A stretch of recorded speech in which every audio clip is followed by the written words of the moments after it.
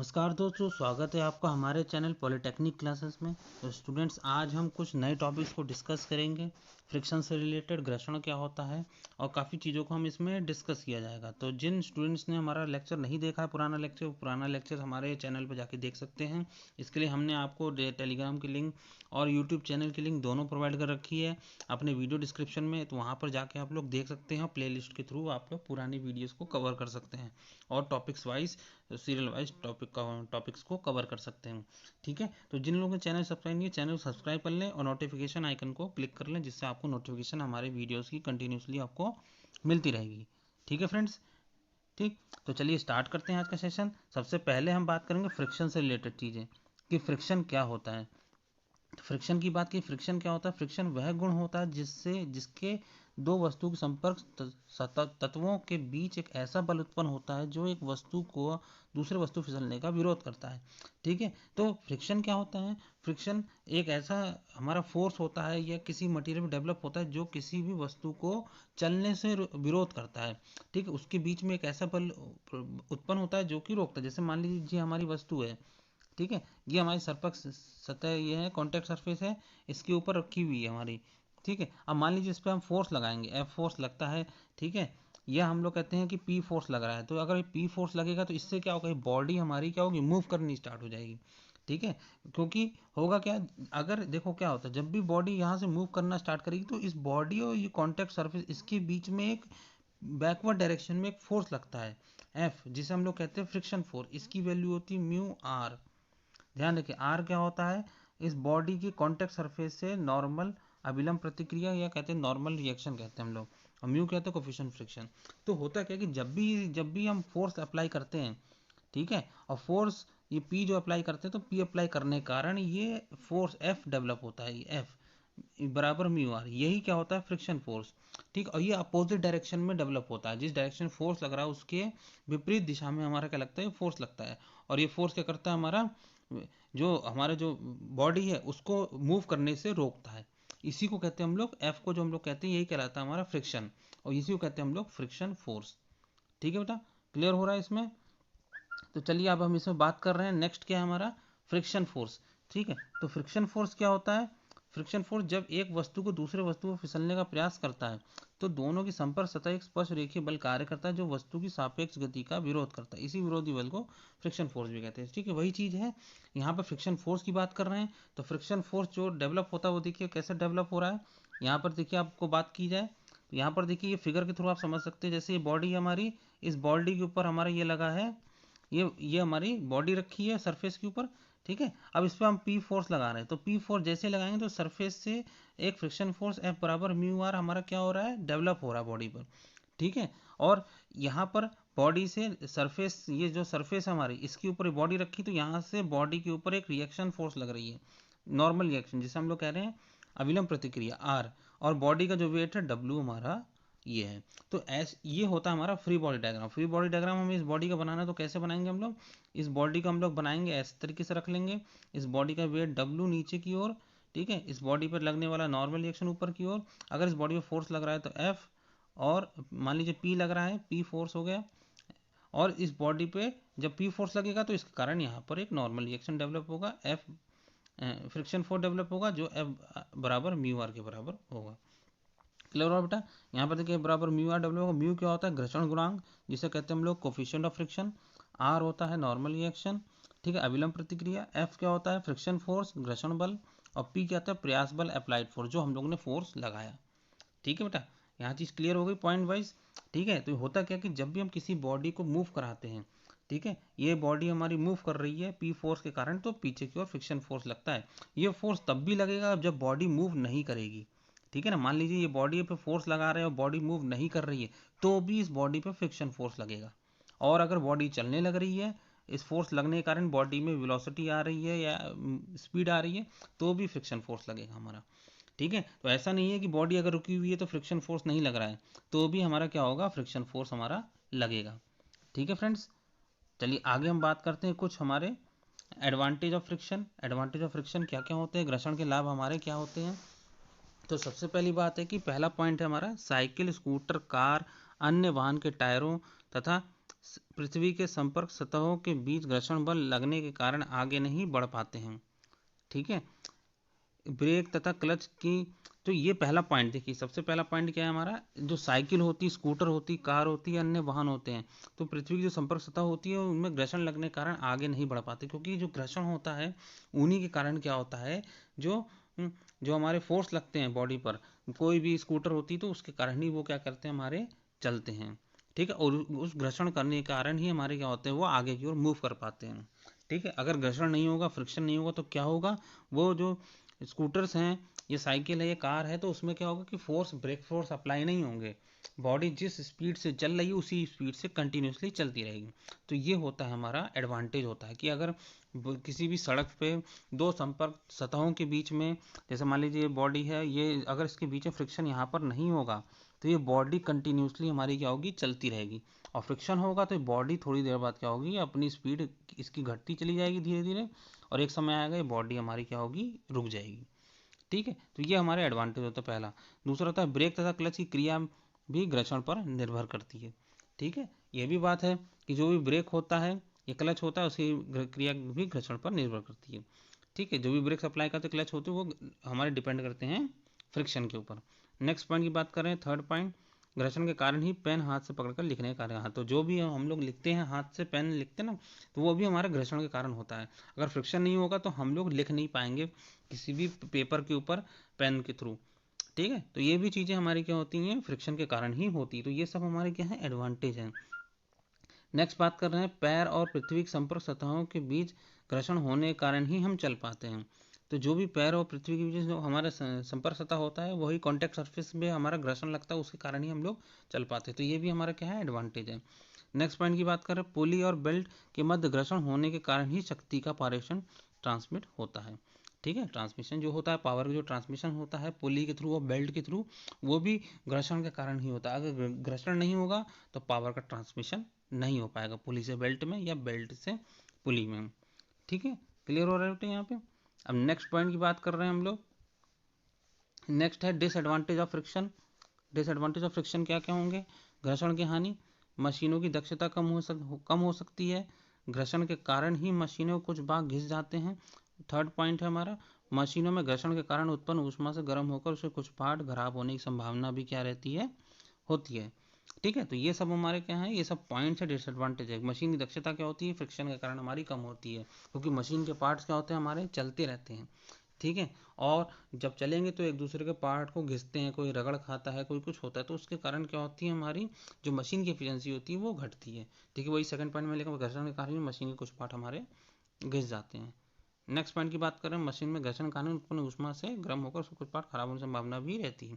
तो जब घर्षण होगा तो घर्षण होने के कारण ऊष्मा उत्पन्न होगी उस सतह पर, जिस जो सतह हमारा घिस रहा है, और वो गर्म होकर उसके पार्ट भी खराब होने की संभावना बढ़ जाती है। तो ये सब हमारे हानि है, डिसएडवांटेजेस हैं कि फ्रिक्शन के हमारे डिसएडवांटेज किस तरीके से हो सकते हैं। ठीक है बेटा, क्लियर हो रहा है। अब देखिए नेक्स्ट बात कर रहे हैं हम लोग, types of friction. Types of friction कौन कौन से होते हैं, तो सबसे पहला है हमारा स्टैटिक फ्रिक्शन। ठीक है, स्टैटिक फ्रिक्शन क्या है, कि स्टैटिक फ्रिक्शन की बात करें तो देखिए यहाँ पे स्टैटिक फ्रिक्शन जो है, स्टैटिक घर्षण किसी वस्तु या पिंडों की विश्राम अवस्था में कार्य करने वाले घर्षण को स्टैटिक घर्षण कहते हैं। तो होता क्या है, जैसे मान लीजिए ये बॉडी रखी है, ठीक है, ये बॉडी हमारी ये जमीन पर रखी है, ग्राउंड पर रखी है, इस पे फोर्स लग रहा है पी। ठीक है, अगर इस पे फोर्स लगे और बॉडी मूव ना करे, तो इसमें जो फ्रिक्शन फोर्स डेवलप होगा, ठीक है, एफ, वो होगा एफ एस, वो कहलाएगा हमारा स्टैटिक फ्रिक्शन। मीन्स अगर हम इतना फोर्स लगाएं जिससे बॉडी हमारी क्या है, वो चलनी स्टार्ट ना करे, ठीक है, वो वहीं पर अपनी पोजीशन पर ही, अपनी जहाँ पोजीशन है उस पोजीशन पर ही रहे। ठीक है, तो उस समय जब बॉडी पे फोर्स लगाने पे जो फ्रिक्शन फोर्स डेवलप होगा, जो घर्षण हमारा डेवलप होगा, वो स्टैटिक फ्रिक्शन होगा, स्थैतिक घर्षण होगा। ठीक है बेटा, किसी वस्तु या पिंडों की विश्राम अवस्था में कार्य करने वाले घर्षण को स्थैतिक घर्षण कहते हैं, जिसे हम लोग एफ एस से डिनोट करते हैं। एफ एस क्या होता है, mu S into R. F S होता है हमारा स्थैतिक घर्षण। ठीक है, एफ एस क्या होता है, स्थैतिक घर्षण बल। ठीक है, ध्यान रखिएगा, एफ एस होता है हमारा स्थैतिक, स्टैटिक फ्रिक्शन फोर्स। ठीक है, स्टैटिक फ्रिक्शन हमारा फोर्स। ठीक है, फ्रिक्शन फोर्स। ठीक, क्लियर हो रहा है। इसके बाद हम बात कर रहे हैं म्यू एस क्या हो जाएगा, स्थैतिक घर्षण गुणांक। यहाँ पर आप देख सकते हैं, यहाँ लिखा मैंने स्थैतिक घर्षण गुणांक, कोफिशिएंट ऑफ स्टैटिक फ्रिक्शन, और आर क्या होगा, नॉर्मल रिएक्शन होगा। ठीक है फ्रेंड, अब आगे चलते हैं। नेक्स्ट हमारा है सीमांत घर्षण, लिमिटिंग फ्रिक्शन। अब देखो क्या होता है कि अब हम बात कर रहे हैं, जैसे बॉडी पे फोर्स लग रही थी, ये पी फोर्स लग रहा था बॉडी पे। अब इस बॉडी हमारी सरफेस के ऊपर रखी थी, तो इस पर फ्रिक्शन फोर्स डेवलप हो रहा था, लेकिन बॉडी हमारी क्या थी, ये जो वस्तु थी, पिंड थी, ये हमारी मूव नहीं कर रही थी। लेकिन अब जैसे जैसे आप पी फोर्स बढ़ाते जाओगे, ठीक है, जैसे जैसे पी का मान बढ़ता जाएगा और इंक्रीज कर रहा है, ऊपर की ओर बढ़ता जा रहा है, तो एक समय आएगा कि ये बॉडी चलना स्टार्ट करने वाली होगी। ठीक है, एक समय आएगा कि बॉडी क्या करेगी, फ्रिक्शन फोर्स को ओवरकम कर जाएगी। मीन्स इसका जितना फोर्स लग रहा है उस फोर्स से ज़्यादा फोर्स लगना स्टार्ट हो जाएगा, और जहाँ पर पी और friction force, static friction force बराबर होंगे, वहां पर बॉडी क्या होगी, वो चलना स्टार्ट कर देगी। उस समय जो मैक्सिमम फ्रिक्शन फोर्स डेवलप होगा वो कहलाएगा हमारा लिमिटिंग फ्रिक्शन, या कहते हैं सीमांत घर्षण। ठीक है, ये जब बॉडी चलने वाली होती है, ठीक है, उस समय जो फ्रिक्शन फोर्स डेवलप होता है वो कहलाता है हमारा स्टैटिक स्टैटिक लिमिटिंग फ्रिक्शन। ठीक है, सीमांत घर्षण ये क्या होता है, मैक्सिमम फोर्स या फ्रिक्शन फोर्स, घर्षण बल डेवलप होता है किसी भी बॉडी में जब बॉडी चलने वाली होती है। ठीक है, क्लियर हो रहा है। तो देखिए यहाँ पे संपर्क में रखे गए दो वस्तुओं या पिंडों के बीच सापेक्ष गति होने वाली होती है, इसी स्थिति में उत्पन्न हुए घर्षण को के अधिकतम मान को हम लोग सीमांत घर्षण हम लोग कहते हैं। इसे हम लोग एफ एस मैक्सिमम से बताते हैं, मतलब स्टैटिक फ्रिक्शन का मैक्सिमम वैल्यू, जिसे हम लोग कहेंगे लिमिटिंग फ्रिक्शन या सीमांत घर्षण। एफ एस मैक्सिमम बराबर mu S maximum into R. तो उस समय भी जो म्यू एस मैक्सिमम होगा क्या होगा, स्थैतिक घर्षण गुणांक का अधिकतम मान। ठीक है, क्लियर हो रहा है यहाँ पे। ठीक, म्यू एस क्या होगा, स्थैतिक घर्षण गुणांक, और म्यू एस मैक्सिमम मीन्स स्थैतिक घर्षण गुणांक का अधिकतम मान। ठीक है, तो जब भी बॉडी हमारी चलने वाली होती है या अब स्टार्ट करेगी, तो उस समय जो फ्रिक्शन फोर्स हमारा लगता है, ठीक है, वो हमारा कहलाता है लिमिटिंग फ्रिक्शन फोर्स, और उस समय जो मैक्सिमम फोर्स डेवलप होता है वही कहलाता है हमारा सीमांत घर्षण बल। ठीक है, दोनों चीज सेम है। ठीक, आगे बढ़ते हैं। नेक्स्ट बात कर रहे हैं हम लोग डायनेमिक फ्रिक्शन। डायनेमिक फ्रिक्शन की बात कर रहे हैं, तो डायनेमिक फ्रिक्शन क्या है, जब एक पिंड संपर्क सतह में आने पर पिंड के साथ सापेक्ष गति होती है, तो दोनों के बीच गति के विरोध होने के कारण उत्पन्न हुई घर्षण को गतिक घर्षण कहते हैं।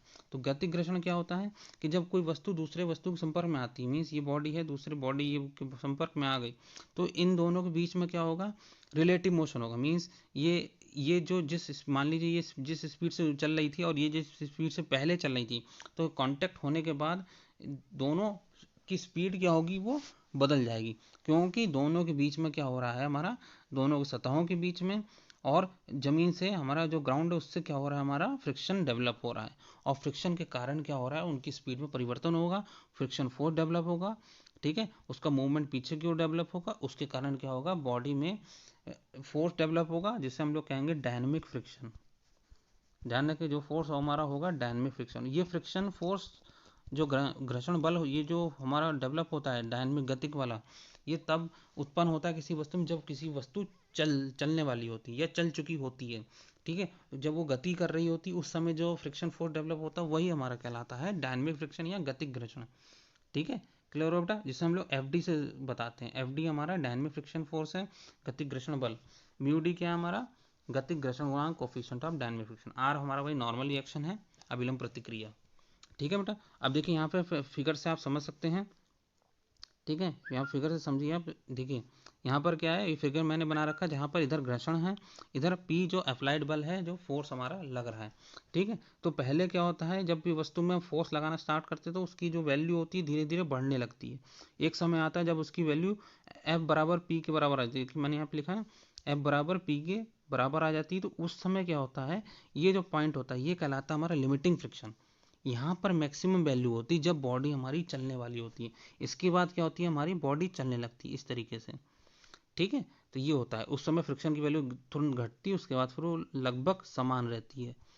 ठीक है, ठीक, तो यहाँ से यहाँ तक की जो रेंज होती है हमारे स्टैटिक घर्षण का होता है, स्टैटिक फ्रिक्शन होता है, जिसमें एफ एस बराबर होता है म्यू एस इंटू आर।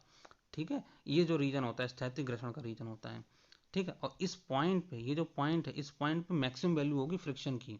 ठीक है, वो क्या होगी, एफ एस मैक्सिमम, जैसे हम लोग लिख रहे थे mu S maximum into R. ध्यान है, ठीक है, यही चीज होती है, ये पॉइंट हमारा लिमिटिंग फ्रिक्शन का होता है, सीमांत घर्षण, एफ एस मैक्सिमम बराबर mu S maximum into R. ठीक है, इसके बाद ये जो रीजन होता है, यहाँ से बॉडी फिर हमारी मूव करती है, उस समय भी फ्रिक्शन फोर्स हमारा लगता है। ठीक है, तो वो होता है एफ डी बराबर म्यू डी इंटू आर, जिसे हम लोग गति घर्षण में हम लोग कहेंगे। ठीक है फ्रेंड्स, क्लियर हो रहा है? तो इस तरीके से हमारा क्या होता है, किसी भी बॉडी में फ्रिक्शन फोर्स डेवलप होता है। ठीक है, एफ एस बराबर म्यू एस इंटू आर, उसके बाद हमारा एफ डी बराबर mu D into R develop होने लगता है जब बॉडी हमारी चलनी स्टार्ट कर देती है। इस पॉइंट पे हमारा मैक्सिमम जो लिमिटिंग फ्रिक्शन फोर्स डेवलप होता है। ठीक है, जैसे सीमांत घर्षण हम लोग कहते हैं। ठीक है, तो इस तरीके से बॉडी मूवमेंट होता है। ठीक है, तो चलिए आगे स्टार्ट करते हैं। नेक्स्ट बात कर रहे हैं हम लोग लॉज ऑफ स्टैटिक फ्रिक्शन। ठीक है, स्थैतिक जो घर्षण होता है उसका लॉ क्या कहता है? तो सबसे पहले लॉ कहता है दो संपर्क सतहों के संपर्क तल पर घर्षण हमेशा स्पर्शरेखी होता है और लगाए गए बल की विपरीत दिशा में कार्य करता है। ठीक है, तो जब भी दो संपर्क सतहों के बीच में जो घर्षण लगता है वो हमेशा स्पर्शरेखी होता है, टेंजेंट होता है। जैसे मान लीजिए ये है, ये बॉडी है हमारी, ये इसकी संपर्क सतह है, तो इसके टेंजेंट लगे, दोनों बॉडी के टेंजेंट। अब वो टेंजेंट क्या होगा, ये होगा। अगर बॉडी हमारी इधर जाएगी तो इस पर जो फ्रिक्शन फोर्स डेवलप होगा इधर की ओर होगा, और अगर बॉडी इधर की ओर जाएगी तो इस पर फ्रिक्शन फोर्स इधर की ओर उत्पन्न होगा। ठीक है, जो हमेशा ध्यान रखना, दोनों जो संपर्क सतहों के बीच में ही डेवलप होता है हमारा घर्षण बल, और वो जो घर्षण बल डेवलप होता है वो टेंजेंशियल डायरेक्शन होता है, स्पर्श रेखीय होता है, और वो लगाए गए बल की विपरीत दिशा में कार्य करता है। ठीक है, ये पहला लॉ कहता है। दूसरा लॉ क्या कहता है, घर्षण बल एक स्व समंजक बल है और स्थैतिक संतुलन की स्थिति में बल लगाए गए बल के ठीक बराबर होता है, और ताकि पिंड की गति आने से पहले रोका जा सके। ठीक है, तो घर्षण क्या होता है, सेल्फ एडजस्टिंग फोर्स होता है। मीन सेल्फ एडजस्टिंग का मतलब क्या है कि वो अपने आप एडजस्ट कर लेता है कि कितना फोर्स हमारा लग रहा है, और उसी हिसाब से क्या करता है कि जब वो संतुलन में होता है, जब बॉडी मान लीजिए रुकी हुई है और उस पर फोर्स लग रहा है, तो फोर्स को बैलेंस कर लेता है। ठीक है, फ्रिक्शन फोर्स के थ्रू, जिस कारण से क्या होता है, बॉडी हमारी मूव नहीं करती। लेकिन जब पी का फोर्स हमारा एफ से ज़्यादा हो जाएगा, उस समय बॉडी हमारी क्या कर देगी, चलना स्टार्ट कर देगी। ठीक है, उसमें मोशन होने लगेगा।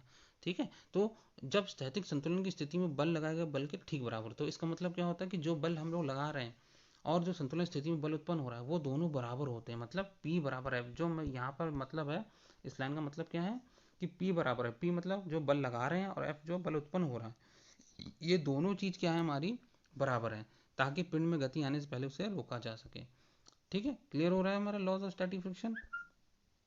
अब हम नेक्स्ट बात कर रहे हैं सीमांत हमारा संतुलन, लिमिटिंग इक्विलिब्रियम क्या होता है? संपर्क में रखे गए दो पिंड जब संतुलन की अवस्था में हो तथा उनमें सापेक्ष गति होने वाली हो तो पिंडों का ये संतुलन सीमांत संतुलन कहलाता है। इस स्थिति में पिंडों के बीच में सीमांत घर्षण होता है।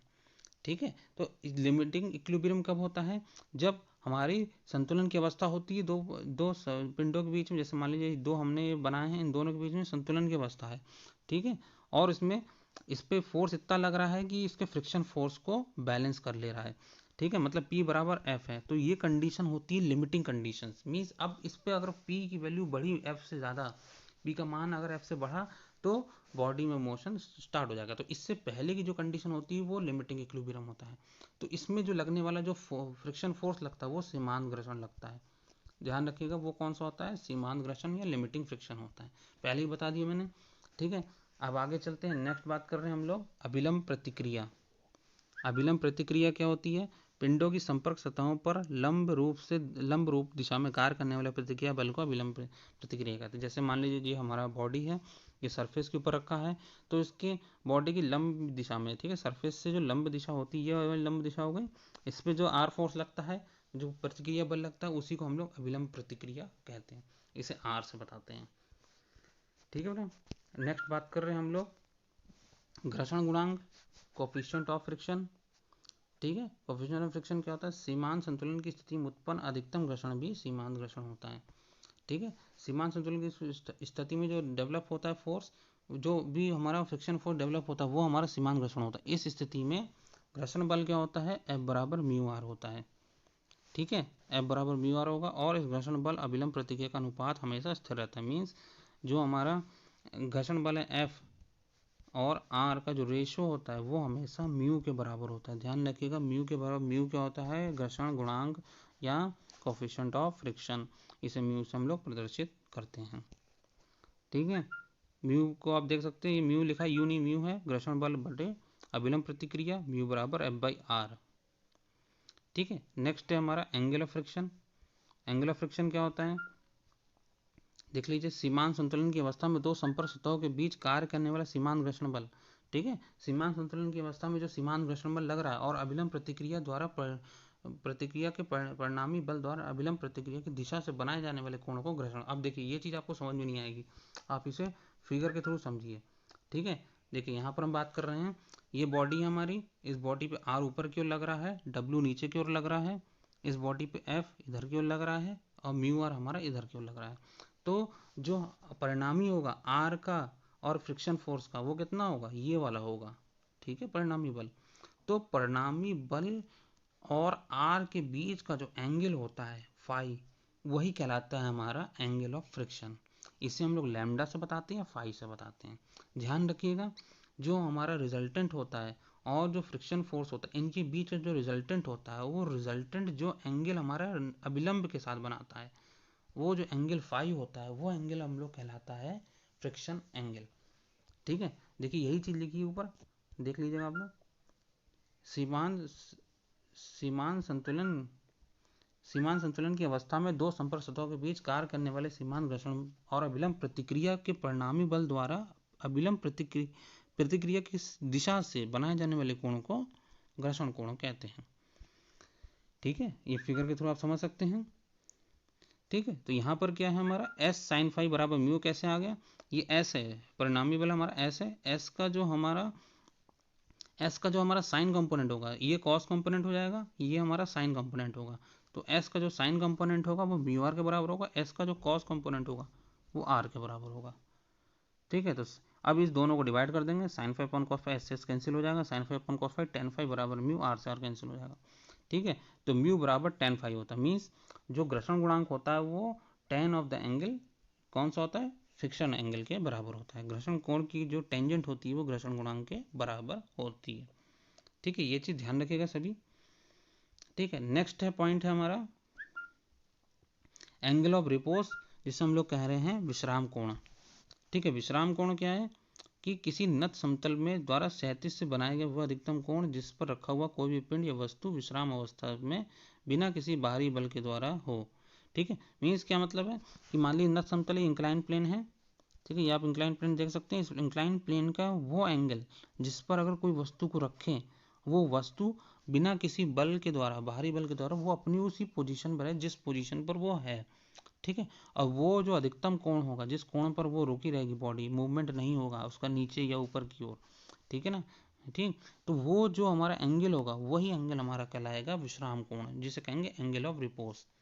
ठीक है, क्लियर हो रहा है, यही लिखा हमारा, किसी नत समतल द्वारा क्षैतिज से बनाया गया वह अधिकतम कोण जिस पर रखा हुआ कोई भी पिंड या वस्तु विश्राम अवस्था में बिना किसी बाहरी बल के द्वारा हो, इसे लैम्डा से बताते हैं।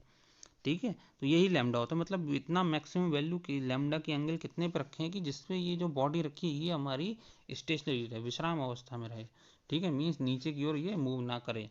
ठीक है, नीचे की ओर अगर मूव नहीं करती और विश्राम अवस्था में रहती तो उस समय जो कोण कहलाएगा वो हमारा विश्राम कोण होगा इंक्लाइन प्लेन का, वही एंगल ऑफ रिपोज कहते हैं हम लोग। ठीक है, ठीक है बेटा, तो आज के लिए इतना ही है, आज के लिए इतने टॉपिक्स को कवर करते हैं। और देखिए ध्यान रखिएगा, जो लोग भी हमारे चैनल को ज्वाइन करना चाहते हैं, पीडीएफ जिनको चाहिए हमारे इस वीडियो से रिलेटेड, ठीक है, नोट्स हमें चाहिए, तो हमारा ये टेलीग्राम चैनल है, हमने डिस्क्रिप्शन में मेंशन कर रखा है इस चैनल को, लिंक के थ्रू आप जुड़ जाइएगा सभी को ही मैकेनिक्स के लिए। ठीक है, बाकी मैकेनिकल के जो भी सब्जेक्ट्स हैं सारे सब्जेक्ट्स को हम कवर करेंगे। ठीक है, कुछ सब्जेक्ट्स को हम कवर कर चुके हैं, रिमेनिंग सब्जेक्ट्स को भी हम लोग कवर कर रहे हैं। तो स्टूडेंट्स आप लोग हमारे ये टेलीग्राम चैनल के थ्रू जुड़ जाइएगा, जहाँ पर आपको सारे पीडीएफ, सारे नोट्स, ठीक है, इस वीडियो से रिलेटेड या कोई भी अदर वीडियो से रिलेटेड जो भी नोट्स हैं वो सारे नोट्स आपको मिलते रहेंगे। ठीक है स्टूडेंट्स, ठीक है, ये हमारा यूट्यूब चैनल है, जहाँ यूट्यूब चैनल के थ्रू भी आप लोग जुड़ सकते हैं और आप लोग सारा डेटा, सारे प्लेलिस्ट के थ्रू आप लोग मैकेनिकल के जो भी सब्जेक्ट्स हैं वो सारे प्लेलिस्ट के थ्रू आप लोग यूट्यूब चैनल से देख सकते हैं। इस यूट्यूब चैनल पे हम लोग मैकेनिकल से रिलेटेड, मैकेनिकल ब्रांच से रिलेटेड, डबल ब्रांच से रिलेटेड, सिविल इंजीनियरिंग ब्रांच से रिलेटेड, ठीक है, तो और बाकी अदर CS ब्रांच से भी रिलेटेड, IT ब्रांच से भी रिलेटेड हम लोग सारे टॉपिक्स सारे सब्जेक्ट्स के टॉपिक्स कवर कर रहे हैं, तो इस चैनल के थ्रू आप जुड़ जाइएगा। वहाँ पर आप लोग प्लेलिस्ट में अपना सब्जेक्ट्स देख सकते हैं, अपना टॉपिक्स कवर कर सकते हैं। ठीक है फ्रेंड्स, ठीक। तो आज के लिए इतना ही फ्रेंड्स।